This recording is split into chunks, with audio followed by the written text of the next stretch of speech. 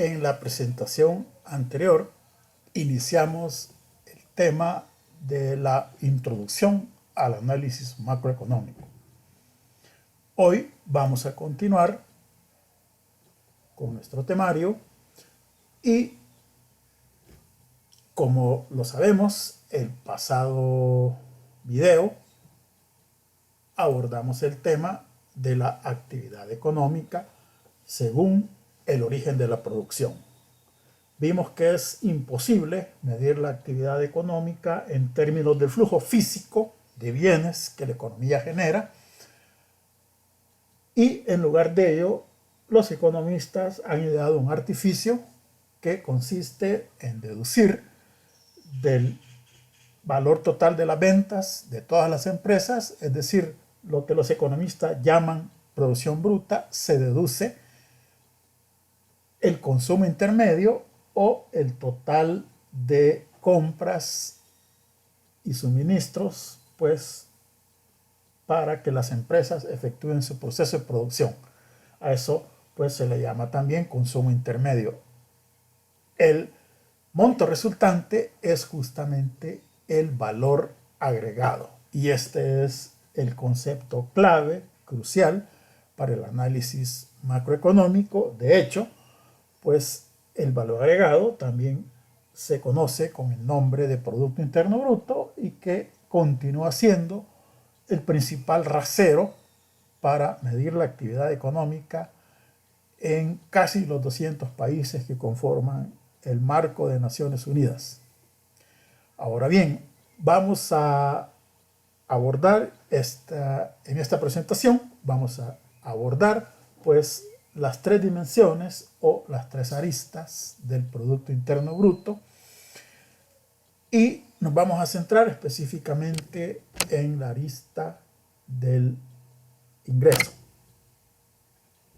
En el siguiente video vamos a ver la arista del gasto.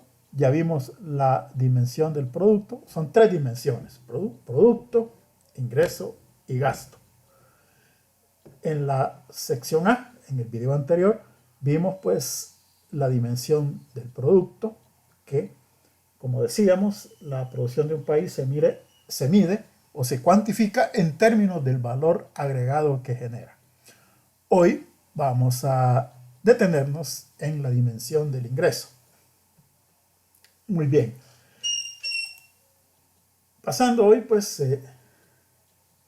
retomando lo visto, ¿verdad? En la lámina actual tenemos pues que, precisamente, como es imposible medir el flujo de la producción de un país a partir de los volúmenes físicos o cantidades de bienes y servicios que genera, pues no se puede, por supuesto, sumar cosas de naturaleza diferente. Entonces se descarta pues esa forma de medir, o si acaso, ¿verdad? No se hace así. Entonces, claro, como vimos, el nivel de actividad de un país se mide indirectamente a través del valor agregado, que también se llama Producto Interno Bruto. Luego, sabemos que el valor agregado es el conjunto o la suma de remuneraciones a los factores de producción.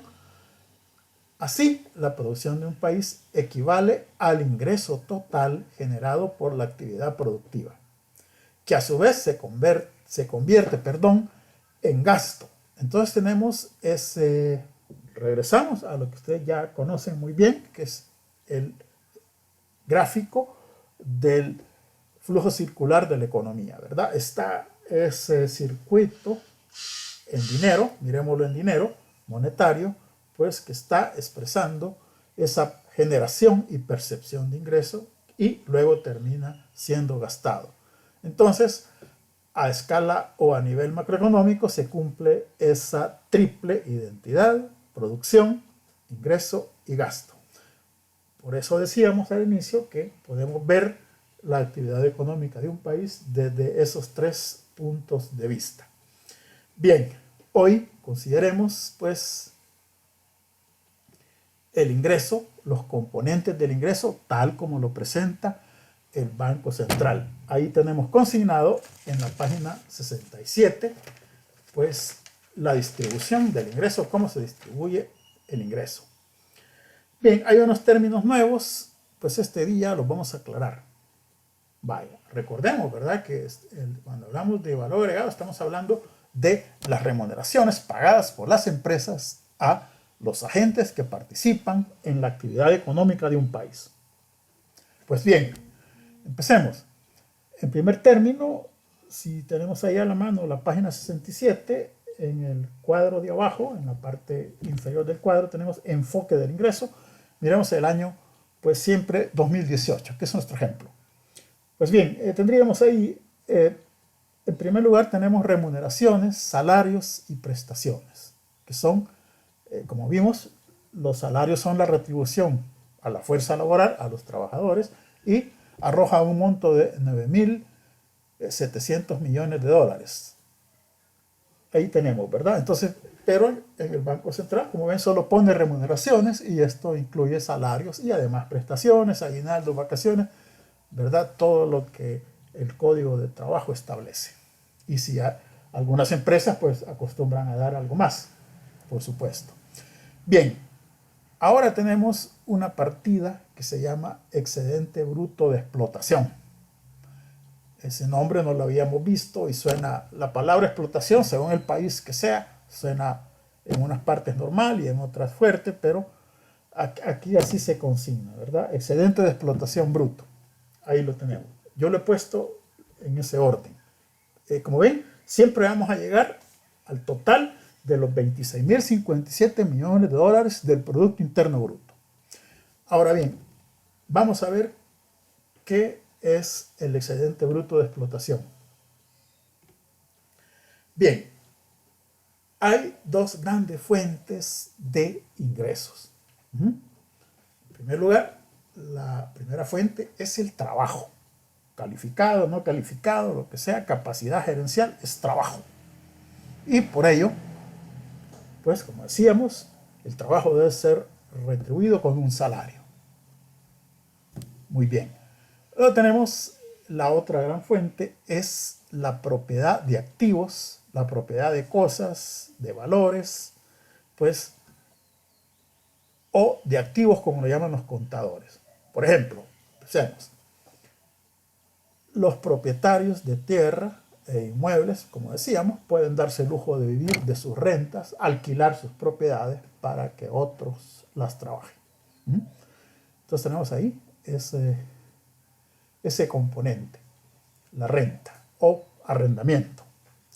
Luego tenemos que los dueños de bancos, instituciones financieras, cajas de crédito, instituciones autorizadas para captar depósitos y prestar pues fondos al público, pues es decir, los propietarios del capital financiero, pues aportan a la producción sus fondos a las empresas que necesitan capital de operación, capital para inversión o capital de trabajo.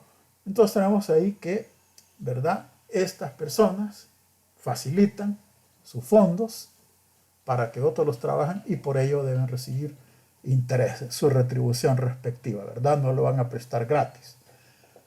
Lo mismo, ¿verdad? Las personas que tienen la propiedad intelectual de una tecnología, pues, es decir, quienes tienen las patentes, pues por supuesto la ley les garantiza el derecho de cobrar royalties, ¿verdad? En otros países de habla castellana le llaman regalías, pero ese nombre no me parece adecuado porque da la impresión que me están regalando algo y no es regalo, no es una donación o algo gratuito. Y por último, ¿verdad? Las empresas para realizar su giro de negocios, para producir bienes y servicios, pues disponen de planta y equipo, infraestructura física, pues y esto, pues por supuesto, sobre ese capital invertido en bienes de producción, pues esperan obtener beneficios o utilidades. Entonces tenemos pues que todas las fuentes de ingresos basadas en la propiedad de activos, pues precisamente conforman los ingresos llamados pues excedente de explotación bruto. Entonces tenemos ahí, los primeros son salarios y prestaciones, le sumamos el excedente bruto de explotación. casi lo mismo, ¿verdad? 9.000 de salarios y 10.000 de excedente bruto de explotación. Claro que hay una gran diferencia en términos de las personas, ¿verdad? Porque los trabajadores suman, ¿verdad?, millones, y los propietarios pues no llegarán ni a centenas de miles o ni decenas de miles, sobre todo los grandes propietarios, ¿verdad? Ahí está ese tema pendiente, ¿verdad?, de la desigualdad, pues como decíamos, que típico de nuestros países. Ahora bien, hay una partida ahí que se llama ingreso mixto. ¿Qué es el ingreso mixto? Bien, el ingreso mixto se refiere a aquel ingreso que reciben aquellas personas que tienen emprendimientos en su casa y trabajan por cuenta propia. Algunos se asignan un salario y reciben tanto una remuneración, un salario, pero también reciben una utilidad porque él es el mismo propietario. Entonces, en este caso, una persona, pues, quien tiene ese emprendimiento, recibe un ingreso mixto, una parte se debe, una parte es un salario, el salario que se pone, digamos, como gerente o como director o como quieran llamarle, y la otra parte lo genera, pues, el capital invertido. Entonces, ese es el ingreso mixto, ¿verdad? Suma 3.647 millones. Trabajo por cuenta propia. Sumamos hasta ahí, ahí tenemos lo que llaman valor agregado bruto. Pero aquí entramos a otro punto importante. El gobierno, a su vez, se queda con su tajada. Entonces estamos hablando de los impuestos indirectos, básicamente el IVA y los impuestos a las importaciones. Entonces, como ven, una parte del Producto Interno Bruto se la apropia el gobierno, pero aquí hay que aclarar que dice impuestos indirectos netos. ¿Qué significan impuestos indirectos netos? Que, por una parte, el gobierno sustrae impuestos a las empresas, pero por otro, algunas empresas reciben subvenciones o subsidios. Lamentablemente, para el año 2018, si ustedes ven la página del Banco Central, no aparece ningún monto, todavía no está disponible, ¿verdad? Y sabemos que en el gobierno desde hace tiempo subsidia el gas propano, la energía eléctrica, el agua potable, el transporte público. Entonces, los impuestos indirectos netos son la diferencia entre los impuestos que el gobierno sustrae, menos los subsidios que le da a algunas empresas. Es decir, con una mano el gobierno da subsidios y con la otra sustrae impuestos.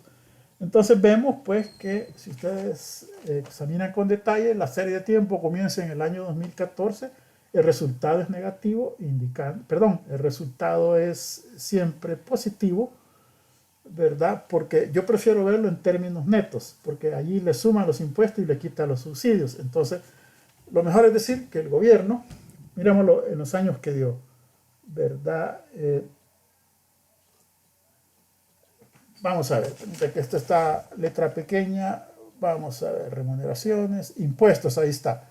En el año 16, por ejemplo, 2.616 dio de impuestos, pero, ¿verdad?, le quita los subsidios. El neto es lo que estamos consignando ahí. Por ejemplo, en el año que nos ocupa, el 2018, aparece 2.583, pero porque no está disponible el monto de los subsidios. Entonces, claro, va a ser menor ya con unas cifras revisadas, porque ustedes ven, son cifras preliminares todavía, y pues a eso se refiere, ¿verdad? El gobierno, con una mano, se queda con algo de la actividad económica, con su parte, a través del IVA e impuestos a las importaciones, y con la otra de subsidios, pero usualmente el neto es siempre positivo, es decir, que el gobierno quita más impuestos de los subsidios que da. Y eso conforma el Producto Interno Bruto, llamado también Producto Interno Bruto a precios de mercado, porque los precios de mercado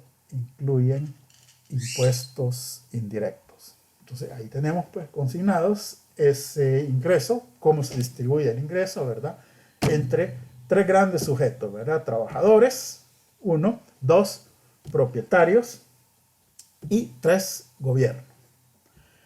Bien, hoy pues recordando, ¿verdad?, a esas remuneraciones, al trabajo y la propiedad, es precisamente el valor agregado, ¿verdad? Recordando, esto lo vimos anteriormente, pero aquí recalca pues esas dos grandes fuentes de ingreso, los salarios para el trabajo y como la propiedad de activos pues de diversa naturaleza genera pues renta, intereses, royalties y beneficios. Hay pues ahí una diversidad de activos, unos físicos, otros financieros, otros, como ven, intangibles como la propiedad intelectual. Y también aquí últimamente se está incluyendo la producción literaria y artística, ¿verdad? Siempre y cuando el autor tiene que cuidarse de que un poema, una canción, un programa de computación debe tener la patente registrada en precisamente la oficina, en este caso del país sería el Centro Nacional de Registros, para que lo acredite como propietario legítimo de esa creación artística, ¿verdad?, o tecnológica. Entonces tenemos pues ahí, como ven, lo que se llama ingreso primario, que es el que se deriva de esas dos grandes fuentes, como vimos, es el trabajo y la propiedad de activos. Bien, dicho esto, hoy consideremos otras dimensiones del ingreso en una economía. Hay países como El Salvador que en definitiva los ciudadanos, o el país termina recibiendo más ingresos de los que la propia actividad económica genera. Y esto tiene que ver con el flujo de transacciones económicas internacionales. Bien, el punto de partida es que la actividad interna propia de una economía, llamada Producto Interno Bruto o Producto Territorial Bruto, pues no es más que, como vimos, el valor agregado que se genera dentro del territorio, dentro de las fronteras geográficas de un país. Por eso en otros países del mundo se llama Producto Geográfico Bruto. Es lo mismo. Entonces empecemos. El Salvador en 2018 produjo o generó un total de valor agregado por 26.057 millones. O dicho de otro modo, las empresas residentes en el país pues remuneraron o pagaron pues remuneraciones a los factores productivos por un total de 26.057 millones. Bien, hasta ahí es lo que hemos visto. Ahora bien, sabemos que en un país cualquiera y en casi todo el mundo, extranjeros tienen inversiones. En El Salvador, por ejemplo, así también los salvadoreños tienen inversiones en el extranjero.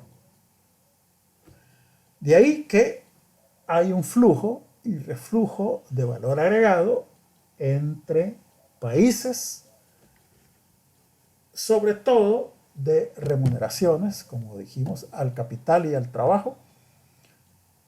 Y se ve mejor esto en el caso de las empresas. Aquí sabemos que hay un montón de sucursales de empresas internacionales y estas empresas tienen su sede central o su casa matriz en otro país del mundo y las ganancias que obtienen en El Salvador pues las remiten a sus países de origen. De igual manera, hay salvadoreños que tienen inversiones en Miami, en Gran Caimán, en Panamá, y los dividendos o las remuneraciones pues a el capital físico por sus inversiones, o si también tienen inversiones en activos financieros, en cuentas de ahorro, depósitos a plazo, entonces van a ganar intereses. Ahora, la cuenta que se hace es la siguiente. Ahí dice más Producto Interno Bruto, más pago a factores del exterior. Ese pago a factores del exterior, ahí lo tienen ustedes en la página 73 del Banco Central, aparece consignado en la partida sexto romano o sexta romano, como quieran. Dice más pago a factores del exterior. Pero este es un saldo, y un saldo no es nada más que entradas menos salidas de remuneraciones al capital, principalmente. Y hay dos grandes, por así decirlo, partidas de esas remuneraciones al capital, que son remuneraciones al capital financiero y al capital físico o capital de riesgo. A este le llaman capital de préstamo y a este pues capital de riesgo. Entonces así, extranjeros vienen a El Salvador e invierten plata en empresas, construyen plantas, instalaciones, y por los cuales esperan obtener beneficios, y también pues del extranjero nos conceden préstamos por los cuales hay que pagar intereses. Una vez esos intereses y ganancias se van para afuera, se registran como una salida. Pero primero tenemos que considerar las entradas. Ahí está la cuestión, que como ven, el resultado negativo acá, el paréntesis es un signo negativo, así como lo trabajan los contadores. Entonces me está diciendo que El Salvador en realidad envió más de lo que recibió en una cuantía de 1.472 millones, ¿verdad? Porque estaríamos primero dándolo como una entrada a las utilidades que los salvadoreños que tienen inversiones afuera, que las ganaron allá y las remiten acá a su país de origen. Pero vemos que las salidas superan, es decir, lo que ganan acá los extranjeros y mandan a sus países de origen supera en 1.472 millones. Entonces vemos que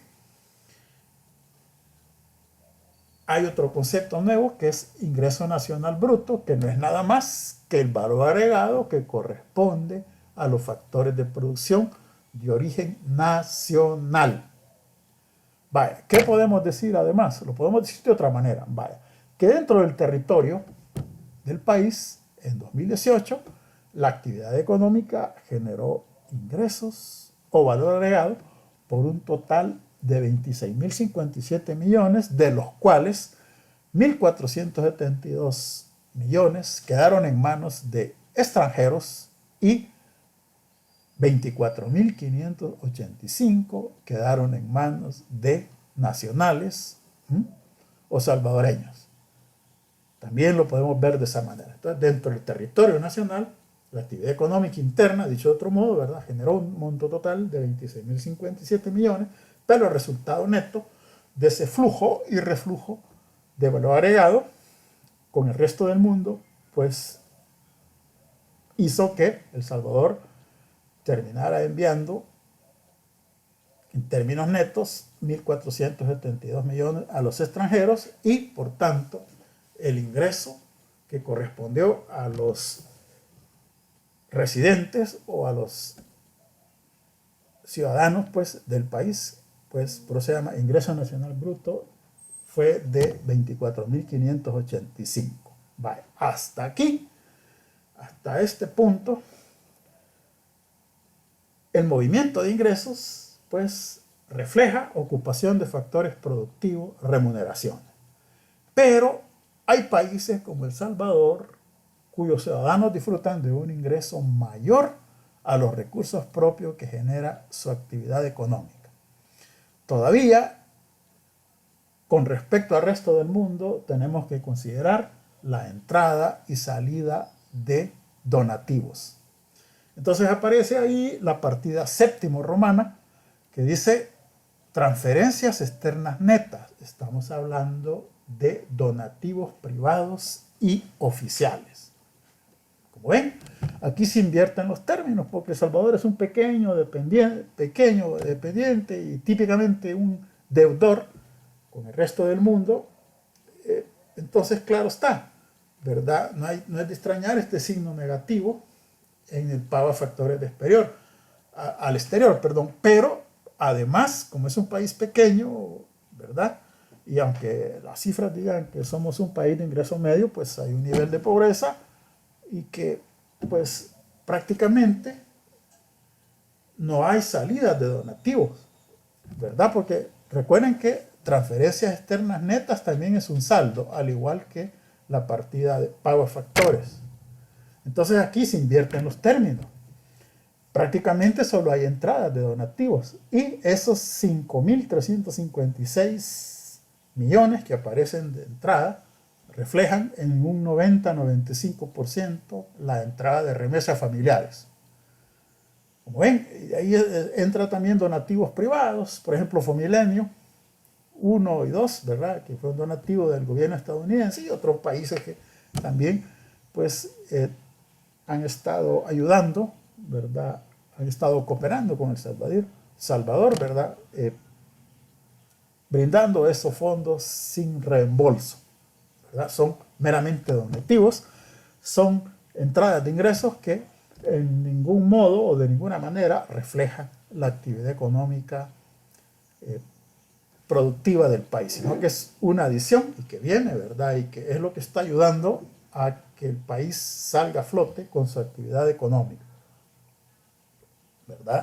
Vamos a ver, la importancia de las remesas es tal que pues ya el monto o nivel de dólares que el país exporta, pues, o más bien ya las remesas ya está rebasando al monto de exportaciones totales del país. Pero tenemos pues ese ingreso, como ven, que se llama hoy ingreso nacional bruto disponible, que es el que queda, es el ingreso último, por decir algo, ¿verdad? Entonces tenemos ahí que hay dos fuentes de ingreso global para el país. Uno, la actividad económica, el Producto Interno Bruto, y dos, las transferencias. O, ¿verdad? Como ven, una tiene que ver directamente con la actividad productiva y la otra es dinero que viene sin contraparte alguna. Solo es un donativo. Muy bien, entonces hoy miremos pues el ingreso por habitante. Demos un vistazo. Esto aparece siempre en la página 73, ¿verdad? Cifras globales, ¿verdad? Producto Interno por habitante, perdón, tenemos Producto Interno Bruto Global 26.057 millones. Ingreso Nacional Bruto hemos visto 24.585 y Ingreso Nacional Bruto Disponible 29.951. Como ven, la diferencia lo hacen prácticamente las remesas. Dividiendo cada uno de ellos entre el total de habitantes, tenemos, pues, como ven, el ingreso por habitante, que es la cifra que en definitiva se ocupa para comparar entre países. Ahí tenemos Producto Interno por habitante 3.922. Ingreso Nacional Bruto por habitante baja a 3.701, pero cuando vemos el Ingreso Nacional Bruto Disponible, esta cifra pues se eleva a 4.508 gracias a las remesas. Como ven, ahí se ve la importancia de ese flujo de donativos que por ahora continúa, pues, y que se ha visto frenado un poco por los eventos de este año, ¿verdad?, en curso. Bien, ahora recapitulando lo visto, tenemos tres aristas para la actividad económica de un país, ¿verdad? Primero, el punto de vista o que trae la producción, como vimos el Producto Interno Bruto o el valor agregado, visto como la diferencia entre la producción bruta y el consumo intermedio, ¿verdad? Y no es más que refleja el valor de todos los bienes y servicios producidos, la producción bruta menos el valor de todos los bienes y servicios utilizados en la producción. Producción bruta menos consumo intermedio, lo vimos en el video anterior, pues precisamente nos lleva al valor agregado.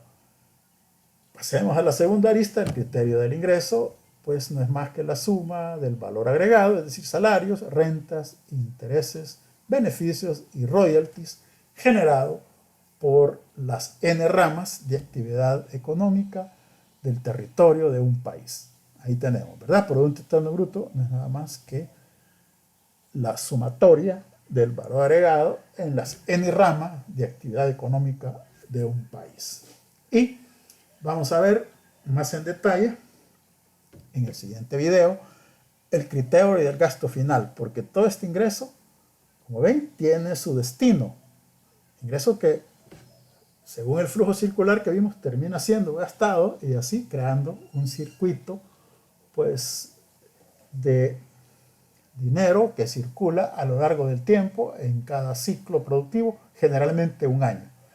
Entonces, como vamos a ver, estamos hablando del término del destino de este ingreso. ¿Cómo se va a gastar? ¿Quiénes compran la producción? Eso lo vamos a ver con más detalle en el siguiente video. De momento, pues debemos tener presente esta triple identidad, no debemos perderla de vista, tenerla siempre pues presente a la hora de complementar el material de lectura. Muy bien, vamos a terminar por aquí y seguimos más adelante.